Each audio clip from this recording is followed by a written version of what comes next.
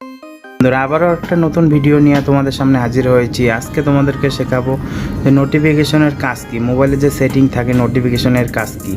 তো তোমরা যদি মোবাইলের খুঁটিনাটি তথ্য যদি জানতে চাও তাহলে আমার চ্যানেলটা সাবস্ক্রাইব করে রাখো, আর যদি ফেসবুক থেকে দেখো তো ফেসবুক পেজটি ফলো করে রাখো।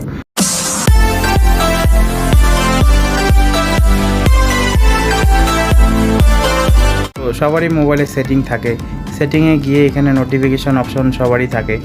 তো নোটিফিকেশনে ক্লিক করলাম, ক্লিক করার পরে এখানে দেখো যে স্যামসাং ক্যাপচার, টেলিগ্রাম, গুগল এই সমস্ত অ্যাপগুলো থাকে। তারপরে মোড়ে ক্লিক করলে পরে অনেক কিছু আরও অ্যাপের সেটিং পাবা তোমরা। বেসিক্যালি এই সব অ্যাপগুলোর যদি আমি এটা বন্ধ করে রাখি তাহলে আমার এখানে নোটিফিকেশন আসবে না, ঠিক আছে। নোটিফিকেশন মানে উপরে যে মেসেজগুলো আসতে থাকে ছোট ছোট সেগুলো আসবে না। গুগলের যদি বন্ধ করে রাখি গুগলের মেসেজ আসবে না।